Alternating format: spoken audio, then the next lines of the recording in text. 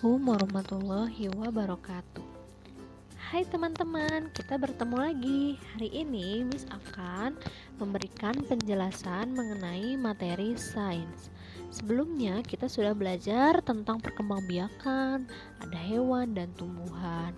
Kenapa makhluk hidup harus berkembang biak? Supaya tidak punah, supaya bisa melestarikan jenisnya. Nah, ada hubungannya dengan materi kita hari ini. Sekarang kita akan belajar tentang pelestarian makhluk hidup. Teman-teman sudah siap? Kita langsung saja ya. Pelestarian makhluk hidup. Pelestarian alam berarti melindungi hewan dan tumbuhan yang terancam punah. Apa itu punah? Punah itu hampir habis, hampir tidak ada lagi. Jadi, pelestarian ini berarti melindungi hewan dan tumbuhan yang hampir punah. Kemudian, kenapa kita harus melindungi hewan dan tumbuhan? Kenapa kita harus melestarikannya? Karena keberadaan dari hewan dan tumbuhan itu sangat dibutuhkan oleh manusia. Karena sebagian besar kebutuhan manusia itu berada di hewan dan tumbuhan, sehingga keberadaannya harus dilestarikan. Banyak sekali kebutuhan manusia yang berasal dari hewan dan tumbuhan. Salah satunya sebagai bahan makanan, teman-teman. Banyak ya makanan yang kita makan itu berasal dari tumbuhan dan hewan. Jadi kita tidak mau dong kalau hewan dan tumbuhan itu habis, makanya kita harus lestarikan. Itu adalah kenapa kita harus melestarikannya. Nah, di pelestarian hewan dan tumbuhan di sini kita akan belajar mengenai manfaat dan tujuan pelestarian, jenis-jenis pelestarian, hewan yang hampir punah, tumbuhan yang hampir punah, tindakan pelestarian hewan atau upaya pelestarian hewan dan upaya pelestarian tumbuhan. Kita langsung bahas satu persatu ya. Yang pertama, manfaat dan tujuan pelestarian. Kenapa kita harus melestarikan hewan dan tumbuhan? Selain yang tadi, karena sangat berguna bagi manusia, ternyata pelestarian ini juga bisa menjaga keseimbangan ekosistem hutan. Jadi di dalam hutan pun harus seimbang, ada hewan dan tumbuhan. Kalau banyak hewan tapi tumbuhannya tidak ada, banyak yang punah, hewannya akan makan apa? Begitupun sebaliknya, kalau hewannya tidak ada, tumbuhannya banyak, itu juga tidak seimbang. Selanjutnya, mencegah supaya tidak terjadi kepunahan pada berbagai spesies hewan maupun tumbuhan. Jadi dijaga supaya tidak punah, supaya generasi penerus kita nanti bisa tahu, bisa melihat tumbuhan atau tanaman dan hewan yang kita lihat di zaman sekarang.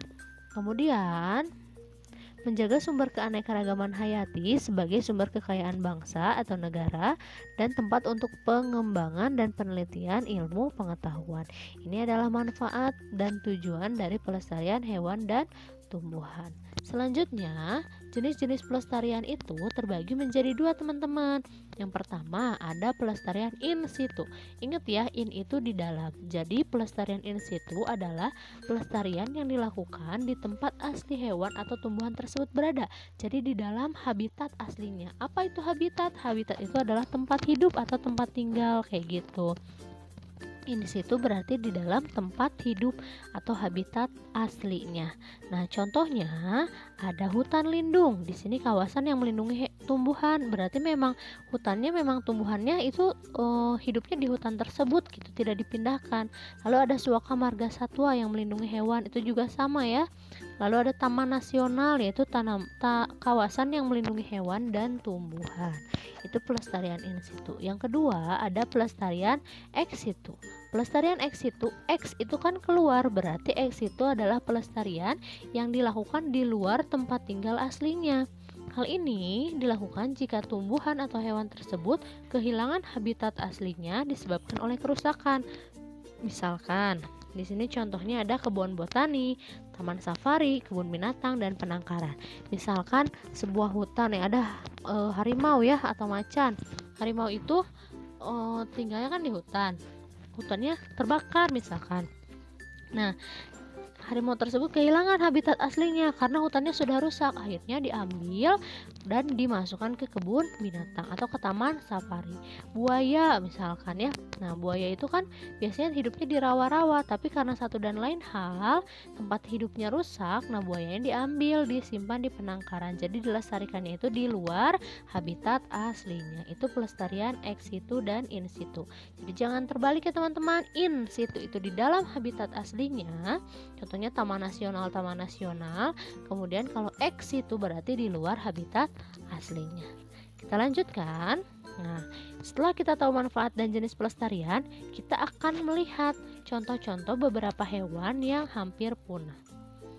Hewan yang hampir punah yang pertama, kita lihat gambarnya. Di sini ada yang pertama adalah komodo. Komodo merupakan reptil tertua yang pernah ada. Tubuhnya itu menyerupai biawak, tetapi ukurannya lebih besar. Komodo ini hanya hidup di pulau yang bernama Pulau Komodo di Indonesia, tepatnya di Nusa Tenggara Timur. Nah, jadi memang sudah sangat langka ya, hanya ada di Pulau Komodo saja. Yang kedua, di sini contohnya ada burung cendrawasih. Burung ini merupakan hewan khas Papua. Burung ini memiliki bulu dan suara yang indah. Bulunya berwarna-warni, terutama pada bagian ekornya yang panjang. Nah, dilestarikan juga karena banyak yang memburu karena tadi bulunya yang berwarna-warni biasanya suka diperjualbelikan oleh orang-orang yang tidak bertanggung jawab, makanya harus dilindungi. Kemudian yang ketiga ada badak Jawa. Badak Jawa adalah badak bercula. Badak ini dilindungi di Taman Nasional Ujung Kulon. Badak diburu untuk diambil culanya. Nah, banyak ya diburu untuk diambil culanya karena si culanya ini katanya memiliki nilai seni yang tinggi. Jadi kalau dijual itu harganya mahal dan juga sebagai obat tradisional. Tapi kita tidak boleh. Kenapa? Karena badak Jawa ini adalah salah satu hewan yang dilindungi karena hampir punah. Kalau banyak orang yang memburu untuk diambil culanya, nanti si badaknya lama-lama tidak bisa lagi berkembang biak ya karena sudah habis dan lama-lama akan punah. Akan hanya jadi cerita, tidak akan ada lagi badak Jawa. Makanya sebelum itu terjadi, kita harus menghentikan perburuan-perburuan liar dan melestarikan badak Jawa. Selanjutnya, yang keempat, di sini ada orang utan. Orang utan termasuk hewan yang dilindungi. Orang utan ini dilindungi di Taman Nasional Gunung Leser, Nangro Aceh Darussalam. Nah, kemudian ini selanjutnya ada burung lagi, namanya burung elang bondol. Elang bondol ini merupakan jenis hewan atau burung laut. Tempatnya di cagar alam Pulau Rambut di Kepulauan Seribu. Gitu ya, jadi elang bondol juga hampir punah. Nah, selanjutnya ini ada burung lagi namanya jalak bali. Jalak bali adalah burung yang dikenal karena keindahan bulu dan suaranya yang merdu. Burung ini banyak ditangkap untuk dijadikan hewan peliharaan gitu. Nanti setelah ditangkap dijual dengan harga yang mahal. Nah, kalau misalkan kita memelihara hewan langka tanpa ada suratnya ya, itu bisa bisa ditangkap kayak gitu. Makanya harus ada surat dulu. Nah, kalaupun tidak ya nanti bisa-bisa ditangkap. Jadi hewan yang dilindungi itu sebetulnya tidak boleh dipelihara gitu. Jadi harus dipeliharanya di yang tadi ada di Soka Marga Satwa, bisa juga di Taman Nasional kayak gitu. Kemudian yang selanjutnya ada banteng. Banteng atau Bos javanicus adalah hewan yang sekerabat dengan sapi. Ditemukannya di Myanmar, Thailand, Kamboja, Laos, Vietnam, Kalimantan, Jawa, dan Bali. Sama, kalau banteng ini biasanya diambil tanduknya untuk diperjualbelikan. Selanjutnya ada harimau Sumatera. Harimau Sumatera adalah salah satu hewan yang dilindungi di Indonesia. Harimau ini mempunyai warna paling gelap di antara semua subspesies harimau lainnya. Biasanya harimau kalau diburu diambil kulitnya, teman-teman. Nah, selanjutnya ada ini namanya anoa. Anoa juga sama, dia dilindungi ya karena hampir punah. Dan selanjutnya terakhir ada babi rusa. Babi rusa hanya terdapat di sekitar Sulawesi, Pulau Togian, Malenge, Sula, Buru, dan Maluku. Habitat babi rusa ini banyak ditemukan di hutan hujan tropis. Jadi badannya seperti babi ya, memang babi tapi ada seperti tanduk gitu ya. Nah, ini namanya babi rusa. Hanya ada di Sulawesi dan juga hampir punah. Itu adalah beberapa contoh hewan yang hampir punah di Indonesia. Ada komodo, cendrawasih, badak Jawa, orang utan, elang bondol, jalak bali, banteng, harimau, anoa, dan babi rusa. Sebetulnya masih banyak lagi, teman-teman boleh mencari lagi ya. Kemudian setelah hewan yang hampir punah, kita akan lihat tumbuhan yang hampir punah. Apa saja ya tumbuhan yang hampir punah di Indonesia? Beberapa di antaranya, yang pertama adalah Rafflesia arnoldi. Nah, bunga ini hidup di Taman Nasional Bengkulu, mempunyai ukuran dengan diameter hampir 1 meter, besar ya sebetulnya. Menyusutnya habitat bunga ini diantaranya karena kegiatan manusia seperti pembukaan wilayah. Jadi misalkan hutan nih asalnya, kemudian ditebang-tebang pohonnya untuk dijadikan perumahan. Nah, itu juga sama bisa membuat tumbuhannya menjadi punah gitu. Selanjutnya ada bunga bangkai raksasa atau suweg. Ini juga sama, hampir punah. Ini berasal dari Sumatera, Indonesia. Dikenal sebagai tumbuhan dengan bunga majemuk terbesar di dunia. Besar sekali ya, dan ini juga sama, baunya kurang sedap sama seperti Rafflesia. Selanjutnya ada kantong semar. Kantong semar merupakan jenis tanaman langka karnivora. Kenapa disebut karnivora? Karena dia makannya itu serangga. Nah, kalau ada semut misalkan di sini di bibir daunnya, ini kan licin ya teman-teman, nanti akan tergelincir si semutnya, lalu akan masuk ke dalam kantung semar dan dicerna menjadi nutrisi bagi kantung semar. Makanya disebutnya tanaman langka karnivora. Selanjutnya ada damar. Tanaman langka ini berasal dari Papua. Salah satu jenis ini mempunyai nilai ekonomi tinggi, makanya banyak diperjualbelikan, ditebang lalu dijual. Kemudian ada cendana. Cendana ini harum ya teman-teman, biasanya digunakan untuk parfum, dupa, aromaterapi, rempah-rempah dan sebagainya. Kemudian ada pohon eboni. Kalau pohon ini adalah pohon yang merupakan tanaman yang keras dan berwarna hitam teman-teman, adanya di Pulau Sulawesi. Biasanya digunakan untuk ukiran, hiasan, dan patung-patung kayu karena kuat sekali kayunya, makanya banyak diambil juga, banyak ditebang, tapi secara liar, makanya tidak boleh. Kemudian ada anggrek tebu. Kalau anggrek tebu merupakan anggrek terbesar di antara anggrek-anggrek lainnya, makanya anggrek tebu ini disebut dengan anggrek raksasa. Selanjutnya ada jelutung. Jelutung ini adalah spesies pohon subfamilia Oleander. Tanaman ini adanya di semenanjung Malaysia, Kalimantan, Sumatera, dan sebagian Thailand ya. Biasanya digunakan untuk bahan perekat, vernis, bahan untuk motor mobil balap, waterproofing, serta bahan isolator dan bahan-bahan kerajinan. Ini juga sama, sudah hampir punah. Kemudian ada anggrek hitam. Anggrek hitam juga sama ya. Sekarang jumlahnya sudah semakin menyusut, adanya di Pulau Kalimantan. Kalau kita ingin melihat, itu adanya di Cagar Alam Kresik Luwai, tapi jumlahnya juga sudah semakin sedikit. Makanya kita belum pernah ya, kalau jarang gitu menemukan anggrek yang warna hitam, karena ya tadi jumlahnya sudah semakin sedikit dan adanya hanya di Cagar Alam Kresik Luwai. Selanjutnya ada buah tengkawang. Kalau buah tengkawang ini menghasilkan minyak nabati, terdapat di Pulau Kalimantan dan sebagian kecil Sumatera. Itu ya teman-teman beberapa contoh tumbuhan yang hampir punah. Sedih sekali ya, banyak ternyata yang sudah hampir punah. Kalau tumbuhan dan hewan tadi hampir punah, nanti kita tidak akan bisa melihatnya lagi. Kita tidak akan bisa lagi mengambil manfaat dari hewan dan tumbuhan tersebut. Makanya kita harus sama-sama untuk melestarikan makhluk hidup tersebut ya. Nah, upayanya apa ya kira-kira supaya kita bisa melestarikan hewan?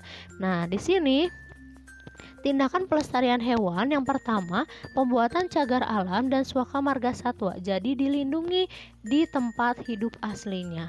Kemudian pembuatan undang-undang perburuan, biar apa? Agar melindungi bermacam jenis hewan yang terancam punah. Jadi orang-orang yang memburu secara liar bisa dipenjara, bisa ditangkap, bisa didenda. Nah kayak gitu, harus ada undang-undang supaya tidak melakukan perburuan secara liar. Selanjutnya membuat tangga ikan di daerah-daerah perairan sungai. Tujuannya untuk melindungi dan meningkatkan populasi ikan. Karena bukan hanya hewan yang tadi ya, ikan juga banyak yang hampir punah. Jadi harus betul-betul dilestarikan dan dilindungi.